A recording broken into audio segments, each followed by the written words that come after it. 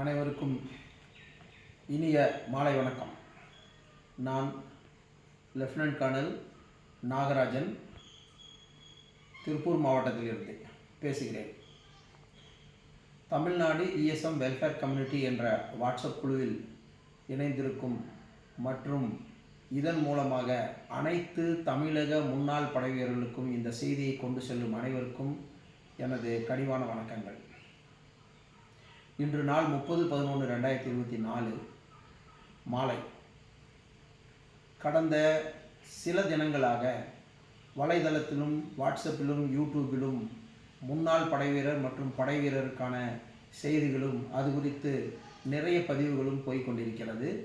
இதை நானும் கண்டுகொண்டு குறிப்பாக இந்த அரியலூர் மாவட்டத்தை சார்ந்த படை வீரர் ஒருவரின் யூடியூப் வீடியோ மிகவும் வைரலாகி கொண்டு வந்திருக்கிறது.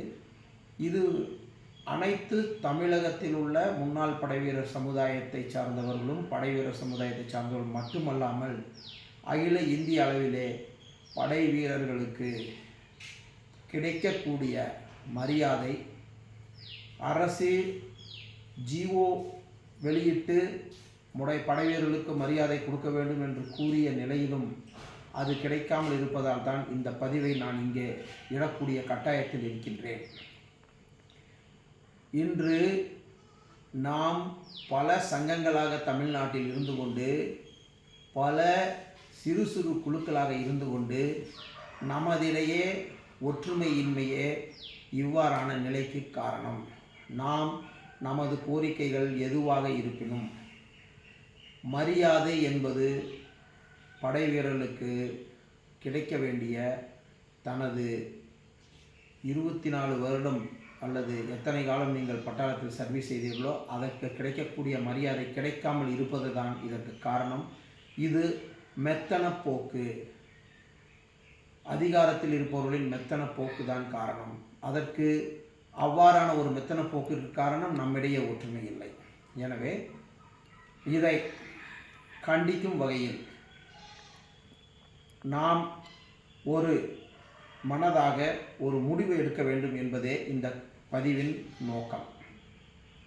அது எவ்வாறு எடுக்க வேண்டும், எப்படி இருக்க வேண்டும் என்பதை இதை தொடர்ந்து அடுத்த வீடியோவில் நான் சொல்லப் போகிறேன். நன்றி, வணக்கம். மாலை வணக்கம். முதல் பதிவை தொடர்ந்து இரண்டாவது பதிவு. இதில் அரியலூரில் நடந்தது என்ன? அரியலூரில் மாவட்ட ஆட்சியர் அலுவலகத்தில் இராணுவ உடையணிந்து நாயக் ரஞ்சித் என்ற அந்த படை வீரர் படைப்பணியில் இருக்கும் பொழுது மாவட்ட ஆட்சியரை காண வருகிறார். அவருடைய பிரச்சனைக்கு அவர் நினைத்தது மாவட்ட ஆட்சியரை கண்டால் ஒரு தீர்வு கிடைக்கும் என்று தான் வந்திருக்கிறார்.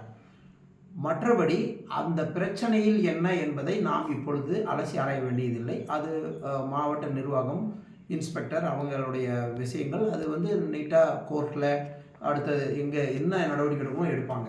பட் இங்கே சிம்பிளான விஷயம் என்னென்னா, ஒரு இராணுவ வீரர் இராணுவ உடையணிந்து மாவட்ட ஆட்சியரை காண வருவது மிகவும் இயற்கையான விஷயம். ஏனென்றால் அவர் மாவட்ட ஆட்சியர் மேல் நம்பிக்கை வைத்திருக்கிறார்.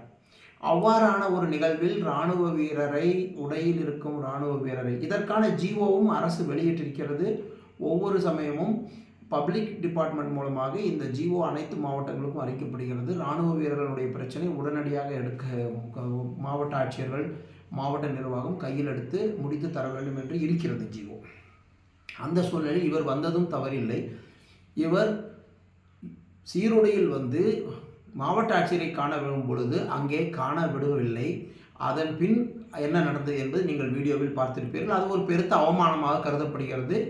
அவருக்கு மட்டுமில்லை, ஒட்டுமொத்த தமிழகத்தில் உள்ள முன்னாள் படை வீரர்களுக்கும் படைப்பணியில் இருக்கும், நாட்டை காக்கும், இரவு பகலாக மழை வெள்ளம் பாராது அங்கே பார்டரிலும் சரி எங்கும் சரி பணிபுரியும் அனைவருக்கும் நமக்கெல்லாம் அது ஒரு மிகப்பெரிய அவமானம்.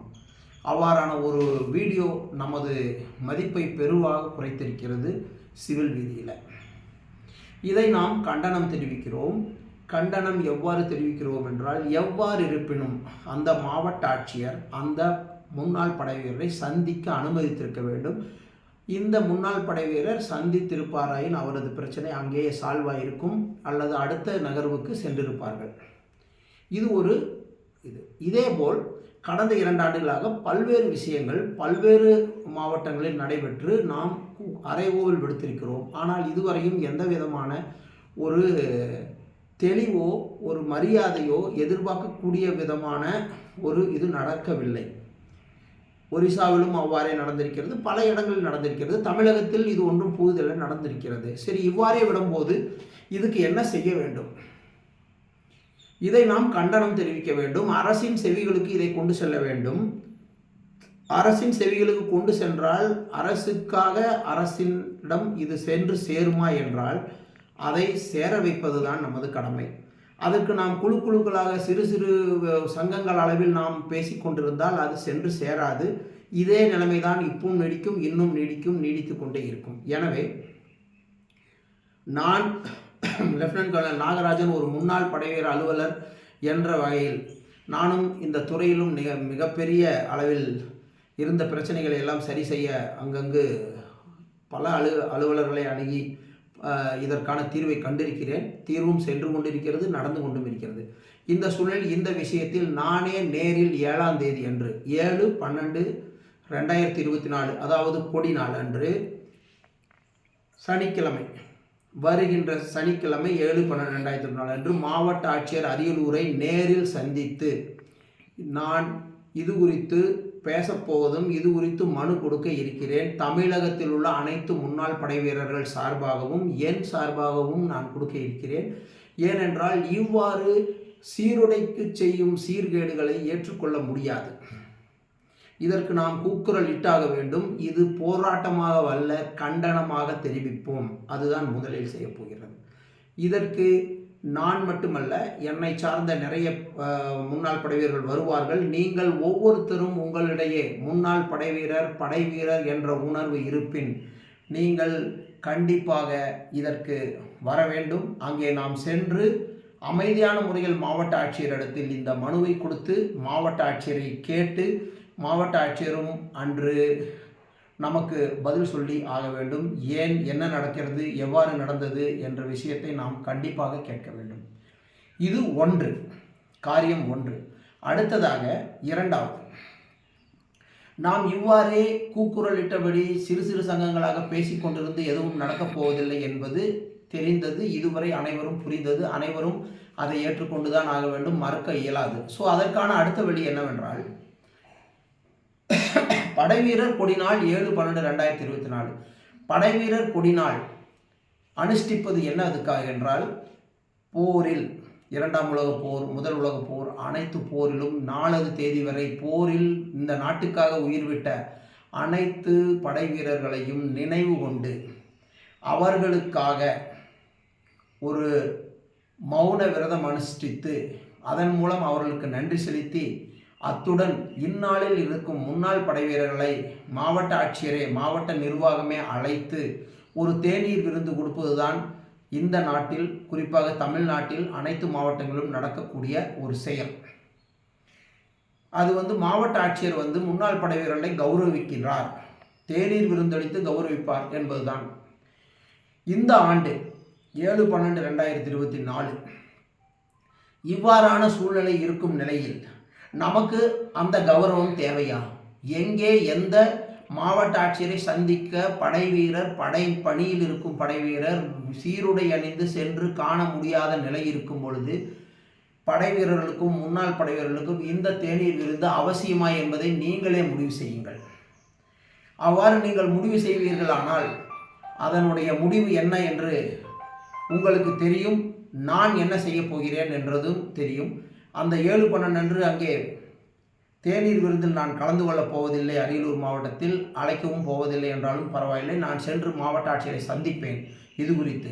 ஆனால் நமது தமிழகத்தை சார்ந்த ஒவ்வொரு சங்கங்களும் ஒவ்வொரு முன்னாள் படை வீரரும் அவர் சங்கத்தை சார்ந்திருந்தாலும் சரி சங்கத்தை சார்ந்திருந்தாலும் சரி நீங்களும் இதை புறக்கணிக்கலாமா என்பதை ஒரு யோசனை நீங்களே முடிவெடுங்கள். ஏனென்றால் படை வீரருக்கு கௌரவிக்கும் வகையில் 7/12 ஒரு ஃபங்க்ஷன் நடத்தப் போகிறோம் என்றால் நார்மல் நாட்களிலே நாம் சென்றாலே மாவட்ட ஆட்சியரை காண முடியாத நிலை இருக்கும். இந்த சமயத்தில் அந்த தேநீர் விருந்து எதற்கு? இதனால் 7/12/2024 அனைத்து மாவட்டங்களிலும் சனிக்கிழமை அன்று நடைபெறும் தேநீர் விருந்து, மாவட்ட ஆட்சியரின் தேநீர் விருந்தை புறக்கணிக்கலாம் அல்லவா? ஏன் புறக்கணிக்க வேண்டும் என்றால், அரசுக்கு எதிராகவல்ல, அரசுக்கு கண்டனம் தெரிவிக்க. ஒரு படை வீரரை சந்திக்க முடியாத நிலையில் இருக்கும் மாவட்ட ஆட்சியர்களிடம் நாம் ஏன் சென்று தேநீர் விருந்தளித்து அவர்கள் நமக்கு என்ன கௌரவம் செய்ய போகிறார்கள் என்பது கேள்வி. நீங்களே யோசியுங்கள், நீங்களே முடிவெடுங்கள். எனவே யார் வந்தாலும் வரவில்லைனாலும் பரவாயில்லை, 7/12/2024 அன்று நான் அரியலூர் மாவட்டத்தில் சென்று அன்று மாவட்ட ஆட்சியரை சந்தித்து எனது ஆதங்கத்தை தெரியப்படுத்த உள்ளேன். அத்துடன் நிறைய பேர் வருவதற்காகவும் சொல்லியிருக்கிறார்கள். நீங்களும் கலந்து கொள்ளலாம். அனைவரும் குழுவாக அங்கங்கிருந்து புறப்படுங்கள். இதில் சங்கம் கிடையாது, தலைவர் கிடையாது, யாரும் கிடையாது. நாம் ஒரே ஒரு இடத்தில் கூடி இந்த தமிழகத்திற்கும் தமிழக அரசுக்கும் நமது ஒற்றுமையை எடுத்து காட்டுவது.